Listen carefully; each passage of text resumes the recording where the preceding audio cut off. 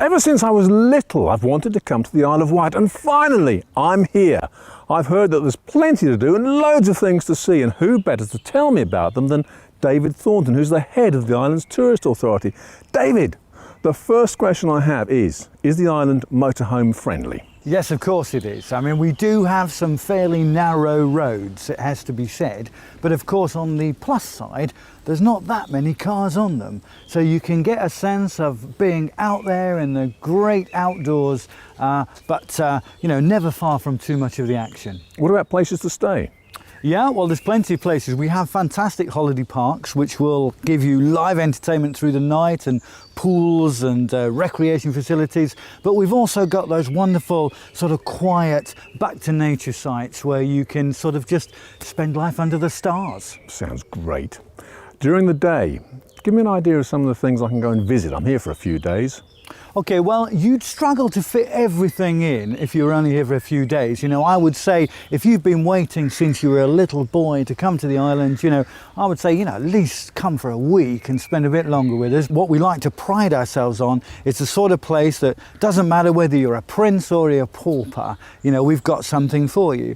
I mean, at the end of the day, Queen Victoria and Prince Albert both had their holidays here on the Isle of Wight. They even built their own palace by the sea. That is a fantastic place to have a look around. If you've got time, you really must do that. Well, it's running a bit late, but I am going to go and have a look. I'm going to go now. Thank you ever so much. It's a pleasure. So that's where we headed, north of the island, to visit the royal holiday spot, Osborne House. Osborne House itself was largely designed by Prince Albert, who had been inspired by a trip to Italy, and he wanted to recreate a bit of Italianate style here on the Isle of Wight.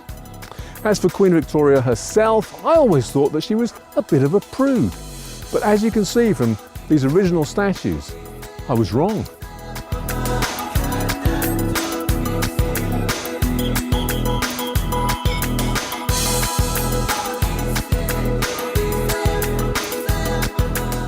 There are hundreds of rooms in Osborne House. This is just one of them.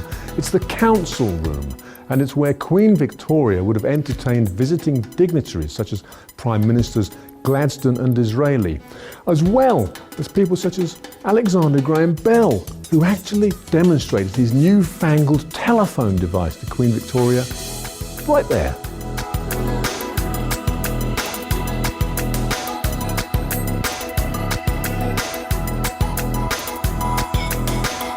With the beautiful gardens outside, that great beach with paintings in almost every room and statues along every corridor. There's so much to see in Osborne House that you're going to have to spend a whole day to appreciate it all. But believe me, it'll be well worthwhile.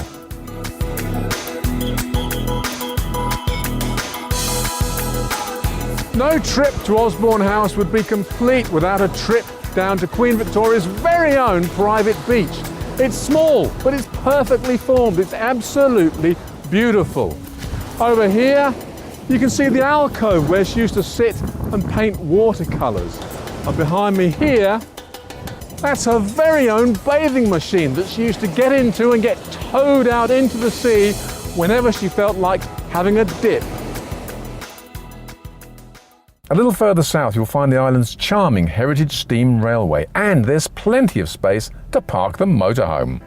Some people say that when you visit the Isle of Wight, it's like stepping back in time 15 or 20 years.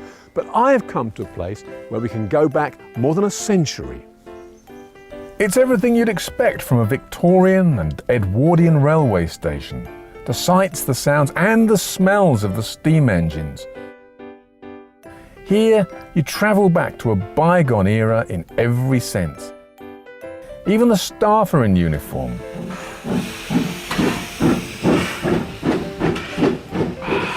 It's at times like this when you need smell-o-vision. Standing here really does smell and feel like you've been transported back in time. And look, there she goes. The railway runs on 5 miles, and that's pretty much all that's left of what was originally 53 miles of track running round the whole island. They've reproduced here a turn of the 19th century railway station with all the original buildings and everything to give an absolutely fabulous atmosphere. It's mostly run by volunteers, and I'm going to go and talk to one of them now in the signal box. Oh wow, look at that. This looks so complicated, but fortunately I've got the signal on here, David, who's going to actually tell me a little bit about how it works. Right, basically from here we operate the railway, we control all the points and signals so that we determine where the train goes and when it's safe for it to go. And how old is all this equipment? It's all Victorian technology. This particular frame was put in 1926 and it's still doing the job it was put here to do. Fantastic. There it is, Victorian technology at its very, very best here at Haven Street on the Isle of Wight. Thank you. At the most westerly point of the island, you'll find Needles Park, where there are lots of activities for the whole family. There are fairground rides and giant inflatable balls with children inside. But the most popular attraction at the park is the chairlift. Be seeing you.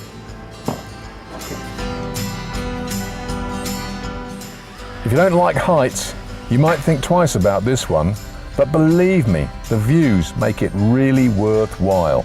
Just don't look down. You can see how glass is made and then buy it in the shop afterwards. I kept a safe distance. These guys are clearly hot stuff. It's impressive work, this glass-making business, and the results? Well, just look at these. I can see one of those on the dashboard of my motorhome. If you've got a sweet tooth, you'll love the Sweet Factory.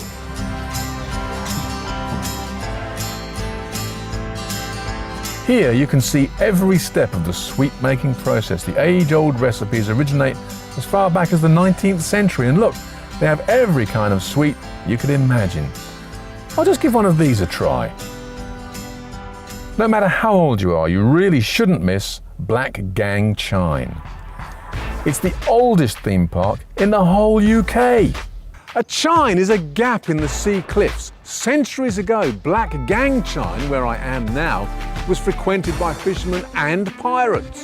In 1843, it opened up as pleasure gardens to the public, but now it's a theme park with loads going on, and I'm going to have a look around. In 1844, a fin whale was stranded on the beach at the Needles.